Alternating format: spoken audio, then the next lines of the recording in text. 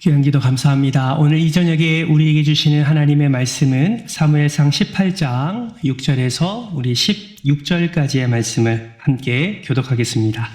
구약 성경 439면에 있습니다. 사무엘상 18장 6절에서 16절까지의 말씀, 구약 성경 439면에 있습니다. 우리 한 절씩 교독하며 읽도록 하겠습니다. 제가 먼저 읽습니다. 무리가 돌아올 때 곧 다윗이 블레셋 사람을 죽이고 돌아올 때에 여인들이 이스라엘 모든 성읍에서 나와서 노래하며 춤추며 소고와 경쇠를 가지고 왕 사울을 환영하는데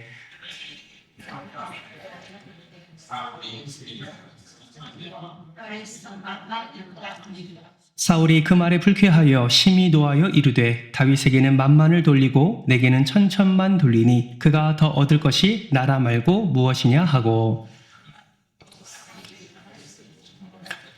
그 이튿날 하나님께서 부리시는 악령이 사울에게 힘있게 내림에 그가 집 안에서 정신없이 떠들어대므로 다윗이 평일과 같이 손으로 수금을 타는데 그때에 사울의 손에 창이 있는지라.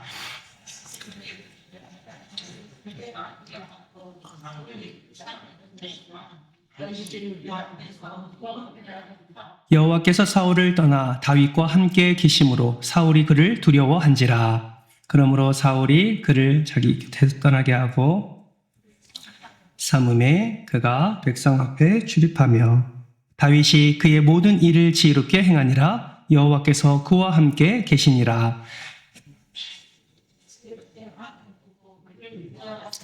같이 읽습니다. 온 이스라엘과 유다는 다윗을 사랑하였으니 그가 자기들 앞에 출입하기 때문이었더라. 아멘. 할렐루야. 아멘. 앞뒤자고 이렇게 인사하겠습니다. 하나님이 성도님과 함께 하십니다. 네, 한 번 더 인사할 때 오늘도 은혜 충만히 누리시기를 축복합니다. 은혜 충만히 누리시기를 축복합니다. 아멘.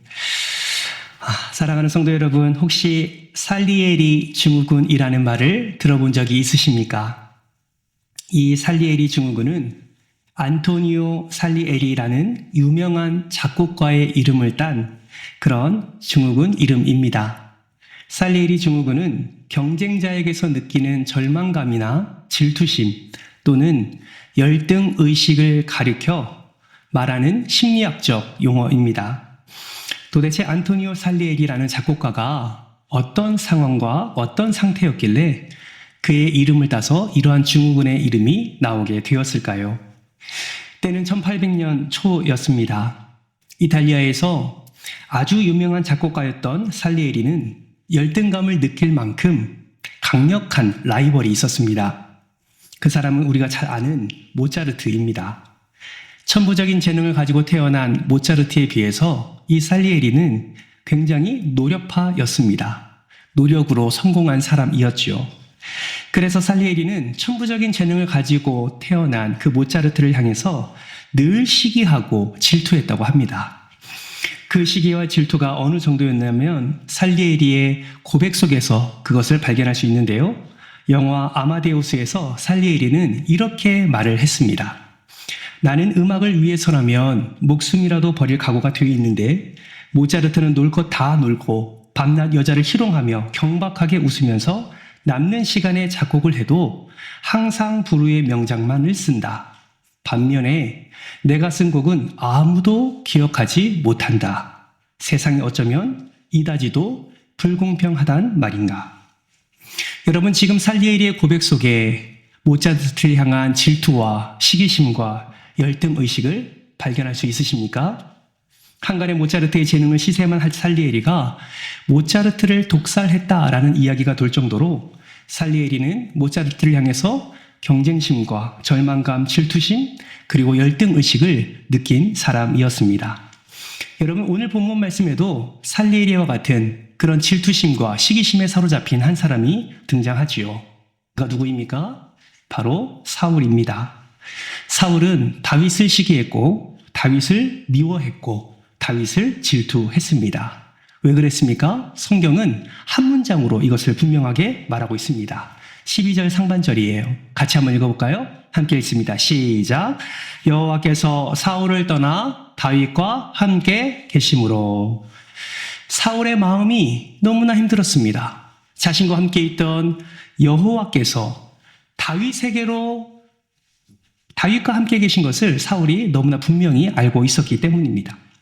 여러분 그거 아십니까? 하나님이 떠난 사람의 마음은 빈 공간으로 남아있지 않습니다. 어떻게 그걸 알 수 있을까요? 오늘 보면 10절 말씀에 보니까 이렇게 말씀하고 있습니다. 그 이튿날 하나님께서 부리시는 악령이 사울에게 힘있게 내리매. 여러분 여기서 힘있게 내리다라는 말은 불같이 임하다라는 뜻을 가지고 있습니다. 이 동일한 단어가 사무엘상 10장 6절 말씀에도 등장하지요. 우리 사무엘상 10장 6절 말씀 같이 한번 읽어볼까요? 시작. 내게는 여호와의 영이 크게 임하리니 너도 그들과 함께 예언을 하고 변하여 새 사람이 되리라. 아멘. 여러분 지금 우리가 읽은 이 말씀은 사무엘이 사울을 향해서 예언했던 말씀입니다. 너에게도 하나님의 영이 임할 거야. 이때 말한 크게 임하리니 라는 표현이 바로 불같이 임하다 라는 뜻을 가지고 있는 것입니다. 여러분 사울은요 하나님의 영이 불같이 임한 사람이었습니다. 그런데 그렇게 불같이 임했던 여호와의 영이 떠나자 이번에는 악령이 불같이 임하는 것을 사울은 경험하게 됩니다. 그래서 사울의 마음에 미움과 그리고 질투가 자리 잡게 되는 것이죠. 여러분 이것을 통해서 우리는 무엇을 알 수 있습니까? 하나님이 떠난 마음에는 그냥 비워져 있는 것이 아니라 악한 것들로 채워지게 된다라는 사실을 우리는 깨닫게 됩니다. 깨끗한 물이 비워진 컵에는 먼지가 쌓이는 것과 마찬가지지요. 그러므로 여러분 우리가 말씀을 보지 않고 기도하지 않고 하나님을 더 가까이 나아가려는 우리의 순종함이 없다면 우리의 마음이 어떻게 됩니까? 강팍해지는 것이죠. 사랑이 없으면 미움이 그 자리를 채우게 되는 것입니다. 주님을 향한 열심이 사라지면 다른 악한 일에 우리는 열심을 품게 되는 것입니다. 여러분 이것이 하나님이 그 마음에 없는 사람의 특징입니다. 그렇다면 하나님이 떠난 자의 모습은 어떨까요? 오늘 본문 말씀 속에 사울의 모습을 통해서 하나님이 떠난 자의 모습이 어떠한지를 좀 더 구체적으로 함께 살펴보려고 합니다. 하나님이 떠난 사울의 첫 번째 모습, 그 모습은 왜곡된 시선으로 사람을 바라본다라는 것입니다. 여러분 생각해 보세요. 사울이 처음부터 다윗을 미워했습니까? 그러지 않았습니다. 사울은 처음부터 다윗을 미워하지 않았어요. 사울도 알고 있습니다. 자신이 힘들어할 때 다윗이 수금을 타면 자신에게 있던 악령이 떠나가는 것을 사울도 경험했습니다. 그 누구도 감히 앞서 나서지 못했던 그 골리앗과의 전쟁 가운데서도 담대히 나가 그 골리앗의 머리를 들고 오는 그 블레셋의 그 장수를 이긴 그 공도 사울이 인정하지요. 그래서 다윗을 군대의 장으로 삼지 않았습니까? 여러분 사울은요 다윗을 신뢰했습니다. 그런데 언제 다윗을 미워하기 시작했습니까? 결정적인 사건이 있지요. 그 블레셋의 골리앗을 무찌르고 돌아올 때에 여인들의 노랫소리에 사울의 마음이 변한 것을 보게 됩니다. 여인들이 무슨 노래를 불렀습니까? 7절 하반절이죠. 화면을 보면서 같이 한번 읽을까요? 시작. 사울이 죽인 자는 천천히요 다윗은 만만이노라 한지라. 여러분 이 노래가 사울의 마음에 질투심을 일으켰습니다. 여러분 세상은요 경쟁을 좋아합니다. 계속해서 경쟁시키려 하지요. 끊임없이 라이벌을 만들어냅니다. 그리고 그것을 상품화합니다. 그런데 정작 라이벌로 거론되는 당사자는 참 어려움을 많이 겪게 되는 것이지요. 계속되는 비교와 분석, 그리고 그것에 따르는 열등감을 계속 느끼면서 힘겨운 경험을 계속해서 이어나가게 되는 것입니다. 여러분 교회도 마찬가지지요. 하나님은 각자의 은사에 맞게 그 사람을 사용하십니다. 그런데 교회 안에서는 마치 섬김과 봉사의 가치를 다르게 여긴다거나 때로는 크고 작은 일을 구분해서 평가하는 일들도 일어나게 됩니다. 여러분 이런 일을 경험하게 되면요 목사든 장로든 권사든 집사든 그 누구도 할 것 없이 열등의식에 사로잡히게 되고 결국 공동체가 분열하게 되는 것이죠. 사울을 보십시오.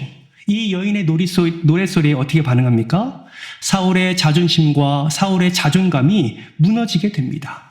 그 무너진 자리에 열등감이 채워지게 되는 것이죠. 그래서 오히려 권력에 대한 욕심으로 가득 차게 되는 것을 우리는 보게 됩니다. 왜 그렇습니까? 여기서 말하는 만만이로다라는 말에는 우두머리라는 의미가 표현되어 있기 때문에 그렇습니다. 사울은 백성들이 자신보다 다윗을 더 인정하고 우두머리로 여긴다는 생각에 분노하기 시작했고 미워하기 시작한 것입니다. 그리고 더 나아가 다윗이 언젠간 자신을 몰아내고 왕이 될 것이라는 잘못된 생각까지 하게 된 것이죠. 여러분 기억하십시오. 질투는요, 사람을 왜곡된 시선으로 바라보게 합니다. 질투는 사람을 미움으로 바꿉니다. 질투는 동역자를 경쟁자로 바라보게 합니다. 사울이 질투심을 느끼자 다윗을 바라보는 시선도 달라지게 됩니다. 어떻게 달라졌습니까? 9절 말씀은 이렇게 말씀하세요. 그날 후로 사울이 다윗을 어떻게 하였습니까? 주목하였더라 라고 말씀하고 있습니다. 여기서 말하는 주목은 어떤 주목을 말하는 것일까요? 사울이 다윗을 바라볼 때 어떠한 마음으로 다윗을 바라보았다라는 것을 지금 말씀하고 있을까요? 사울이 다윗을 일거수일투족을 바라봅니다. 혹시 자신의 왕위를 노리지 않을까라는 염려와 또 긴장 속에 다윗을 바라보게 되는 것이죠. 그리고 아마 이런 마음 아니었겠습니까? 걸리기만 해봐라. 내가 가만히 두지 않을 테다. 이러한 마음으로 세심하게 다윗을 바라보게 되는 것이죠. 사울은 다윗을 돌보기 위해 주목한 것이 아니라 다윗을 감시하기 위해 바라보았던 것입니다. 여러분, 사람을 바라볼 때에 돌봄을 위한 바라봄과 감시를 위한 바라봄은 엄청난 차이를 나타나게 됩니다. 엄마가 아기를 바라볼 때에 돌봄을 위한 바라봄이지요. 그 아기가 다치지는 않을까, 필요한 것은 무엇일까, 하나하나 돌봄의 관점을 가지고 그 아이를 바라보게 됩니다. 이것이 곧 하나님이 우리를 바라보는 하나님의 관점이지요. 하지만 사탄의 관점은 어떻습니까? 우리를 넘어뜨리기 위해서 바라봅니다. 우는 사자같이 우리를 넘어뜨리기 위해서 틈을 엿보고 달려드는 것이죠. 그렇다면 여러분은 가족들을 바라볼 때에, 그리고 사랑하는 영적인 가족인 우리 공동체를 바라볼 때, 성도를 바라볼 때에 여러분은 어떤 시선으로 바라보고 있습니까? 처음에는 사랑의 눈으로 바라보기도 합니다. 그러나 시간이 지나고 어떤 사건과 어떤 관계적 어려움을 경험할 때에 그 사랑의 눈이 미움의 눈으로 바뀌고 있지는 않은지 우리는 점검해 볼 필요가 있습니다. 남편을 바라볼 때, 아내를 바라볼 때 지금 내가 어떠한 마음으로 바라보고 있는지 여러분 점검할 필요가 있다라는 것이죠. 여러분에게 질문합니다. 여러분의 사랑하는 남편과 아내를 바라볼 때 여러분 지금도 사랑의 마음으로 남편과 아내를 바라보고 계십니까? 그때 달라요. 좋을 때도 있고 안 좋을 때도 있다는 말씀이시죠. 맞습니다. 우리는 처음에는 사랑의 마음으로 바라보지요. 그래서 밥 먹는 모습도 사랑스럽고, 때로는 자는 모습도 사랑스럽고, 모든 것이 다 사랑스럽게 보일 때가 있죠. 그러다가 우리 마음 가운데 미움이 들어오면 어떻게 됩니까?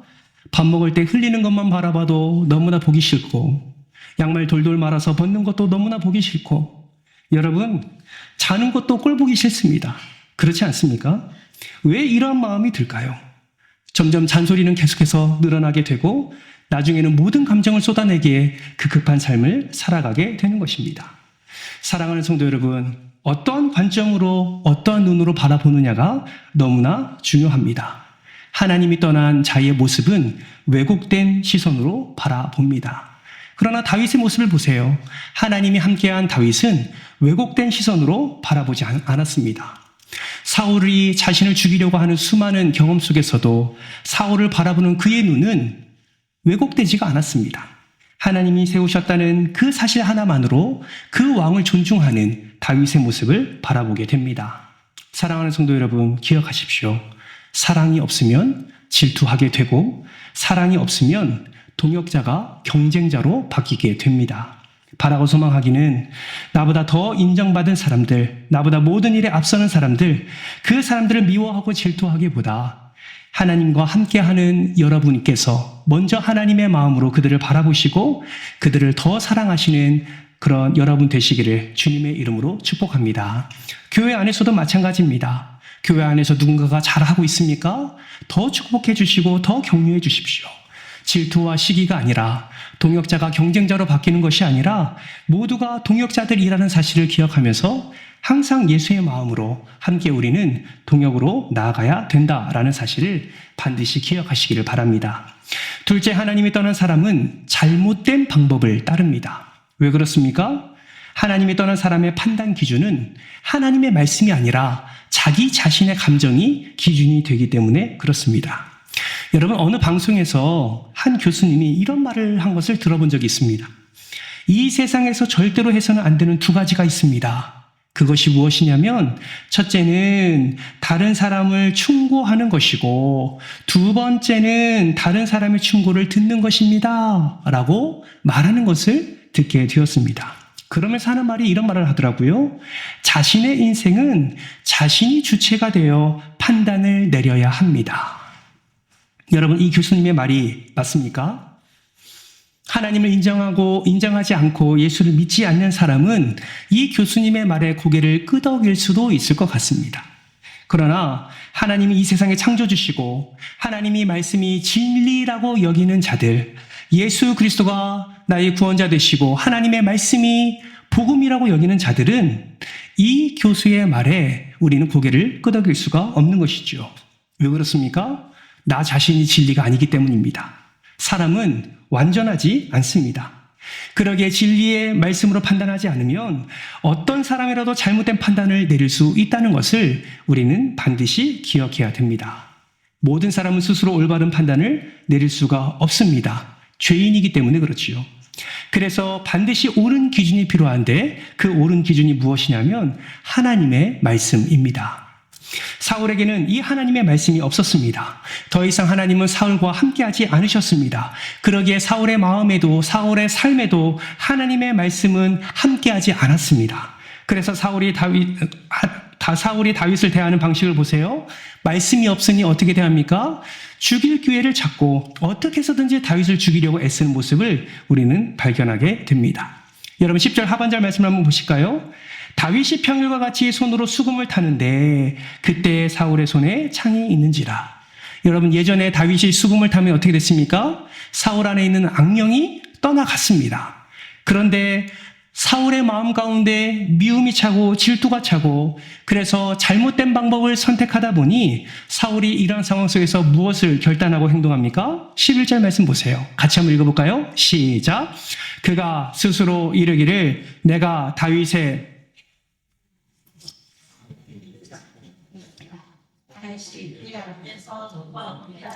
아멘. 여러분, 사울은 하나님의 말씀을 더 이상 들으려고도 하지 않습니다. 물으려고도 하지 않습니다. 그는 스스로 생각하고 판단하고 실행합니다.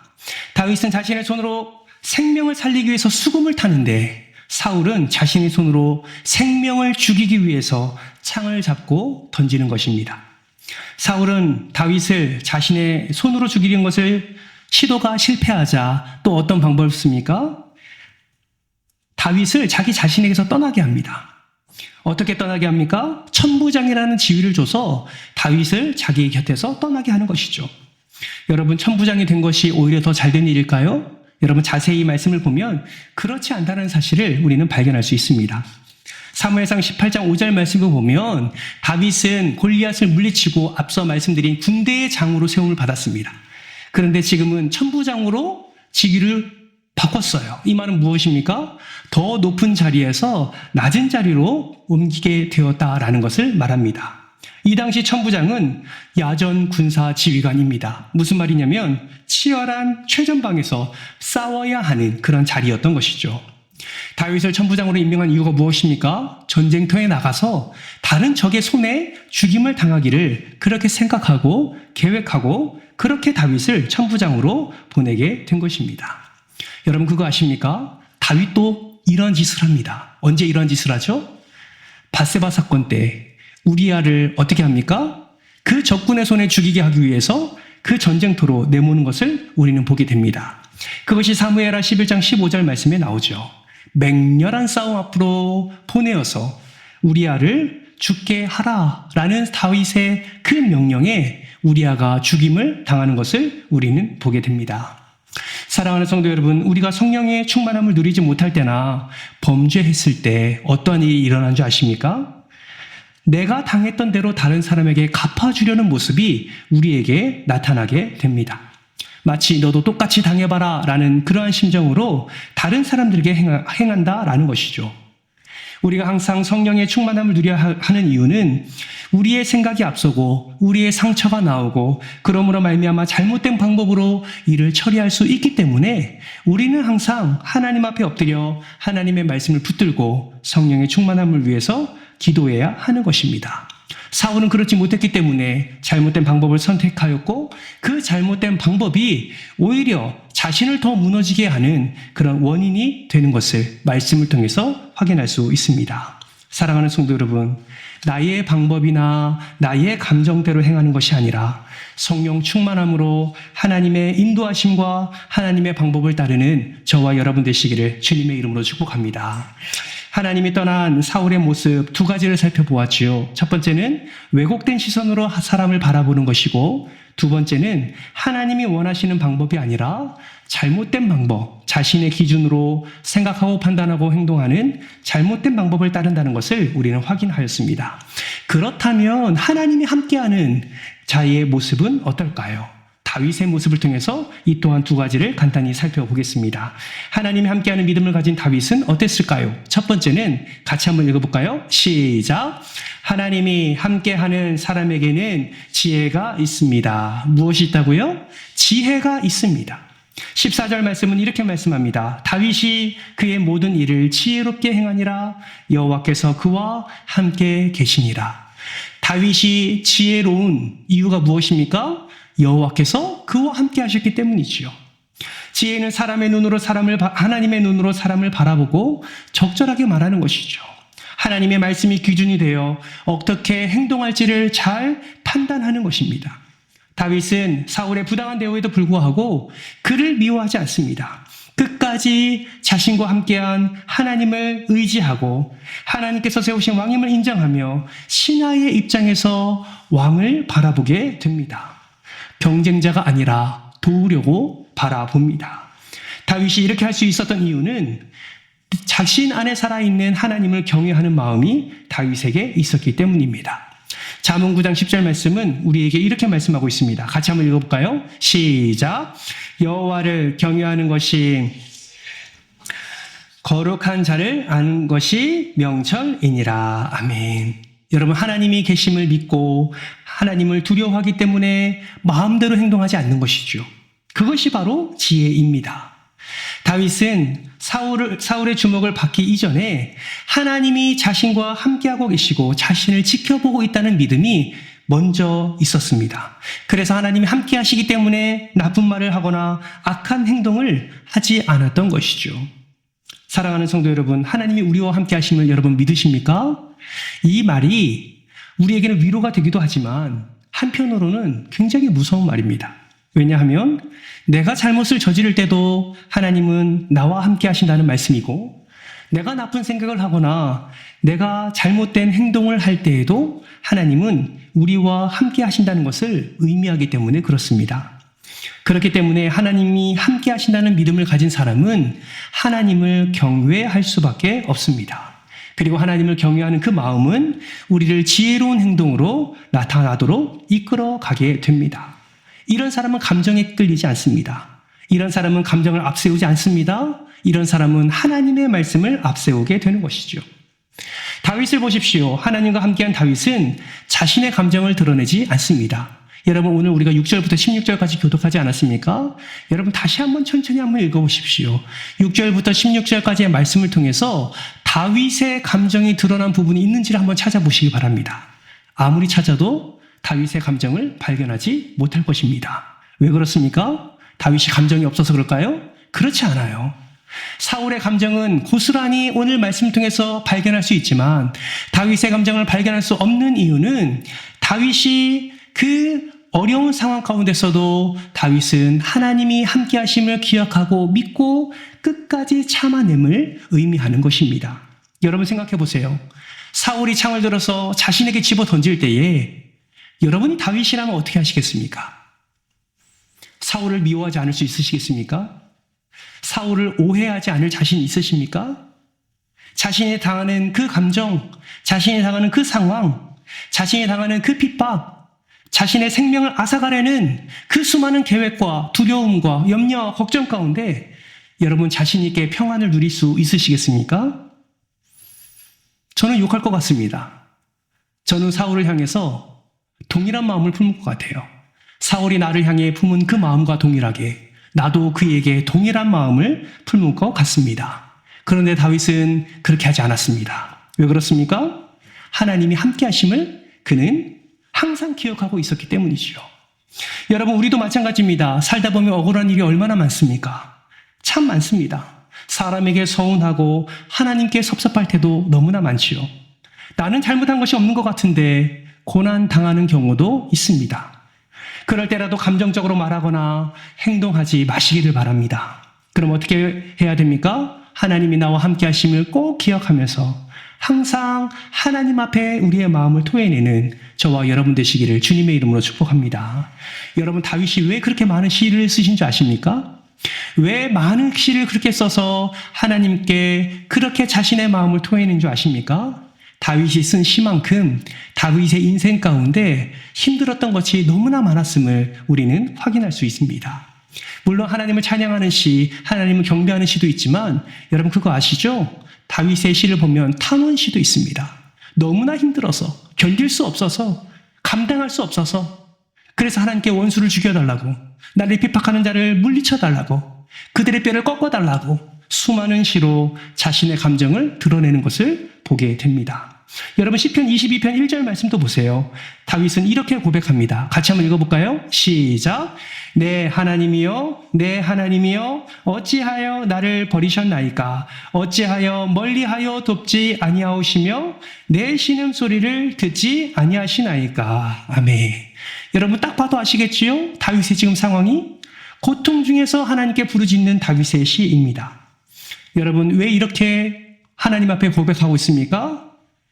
이런 고백할 수 있는 이유는 다윗의 그 마음 가운데 하나님만이 나의 구원자가 되신다는 깊은 신뢰가 있기 때문에 하나님께 이러한 시로 자신의 마음을 표현하는 것이죠. 사랑하는 성도 여러분, 하나님만이 여러분을 구원하시는 분이심을 여러분 믿으십니까? 그렇다면 사람들에게 감정을 표현하지 마시고 하나님께 여러분의 마음을 쏟아내시기를 바랍니다. 예수님도 그러셨잖아요. 기억하시죠? 엘리 엘리 라마 사박다니, 나의 하나님 어찌하여 나를 버리셨나이까? 앞서 우리가 읽은 시편 22편 1절 말씀을 그대로 인용해서 예수 그리스도도 자신이 당한 그 고난과 그 힘듦 앞에 하나님께 고백하는 것을 보게 됩니다. 하나님이 원망해서 이런 표현을 했습니까? 아니요. 하나님이 나와 함께 하심을 예수 그리스도 믿었기 때문이시죠.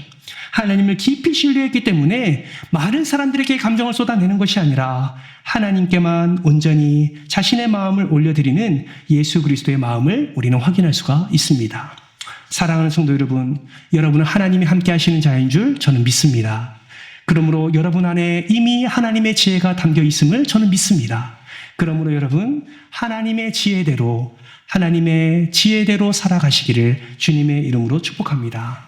감정대로 행하는 것이 아니라 하나님의 뜻대로 행하는 것, 그것이 지혜 있는 자, 하나님 함께하는 자의 삶의 모습이어야 합니다. 마지막 두 번째는 하나님이 함께한 사람에게도 고난이 있다라는 것입니다. 여러분 오늘 본문 말씀을 통해서 하나님이 떠난 사울의 모습과 하나님이 함께한 다윗의 모습을 함께 살펴보았는데요. 동일하게 고난과 핍박과 어려움을 당하는 것을 우리는 확인할 수가 있습니다. 사실 사울보다 다윗의 고난이 더 깊고 더 넓고 더 고통 가운데 있다는 것을 우리는 발견하게 됩니다. 여러분 하나님과 함께 하신다 하여 고통이 아예 없는 것이 아니지요. 그 누구보다도 어쩌면 고통을, 어쩌면 힘듦을 경험할 때도 있습니다. 누구나 그렇듯이 저도 힘들 때가 있었습니다. 그러나 그때 하나님의 은혜를 더 많이 경험하게 되고, 그때 하나님의 위로하심을 더 많이 경험하게 되고, 그때 하나님이 일으키시고 하나님이 해결하시고 하나님이 형통케 하시는 은혜를 더 생생하게 경험할 수 있었습니다. 솔직히 말씀드리면 그때의 고난은 다시 겪고 싶진 않지만 그때 경험한 은혜는 다시 경험하고 싶습니다. 여러분, 예수님께서도 요한복음 15장 19절 말씀에서 이렇게 말씀하시지요. 19절 같이 한번 읽어볼까요? 시작. 너희가 세상에 속하였으면 세상이 자기의 것을 사랑할 것이나 너희는 세상에 속한 자가 아니요 도리어 내가 너희를 세상에서 택하였기 때문에 세상이 너희를 미워하느니라. 아멘. 사랑하는 성도 여러분, 혹시 예수님을 믿는다는 이유로 미움을 받고 계신 분이 있으십니까? 여러분들 가족에게나 아니면 일터에 관계하는 사람들, 때로는 친구들이 예수 믿는다는 이유로 여러분을 질투하거나 시기하거나 미워하는 그런 상황 가운데 계십니까? 여러분 기억하십시오. 혹여나 예수님 때문에 내가 핍박을 당하고 있고 예수님 때문에 내가 세상으로부터 미움받고 있다면 여러분 그 미움은 하나님이 더 큰 사랑으로 우리를 사랑하고 있다는 뜻임을 여러분 반드시 기억하시길 바랍니다. 정말 바라기는 미움받을 용기를 지니고 끝까지 주님과 함께하는 우리 모두가 되기를 주님의 이름으로 소망합니다. 고난 가운데 말할 수 없는 위로가 있다는 것을 기억하시고 끝까지 참고 인내하시기를 주님의 이름으로 부탁드립니다. 말씀을 마무리합니다. 하나님이 함께하는 사람은 질투하지 않습니다. 충분한 하나님의 사랑을 받고 있기 때문이지요. 하나님이 함께하는 사람은 자기 마음대로 행동하지 않습니다. 성령님께서 말씀하시고 인도하시기 때문입니다. 하나님이 함께하는 사람은 감정대로 행동하지 않습니다. 감정보다 사명이 우선임을 알기 때문입니다. 정말 바라고 소망하기는 늘 하나님과 동행함으로 하나님이 우리와 함께 하신다는 그 증거가 이번 남은 한 주간 동안 매일매일의 삶 속에서 여러분의 삶 가운데서 풍성하게 드러나는 놀라운 은혜가 있기를 주님의 이름으로 축원합니다.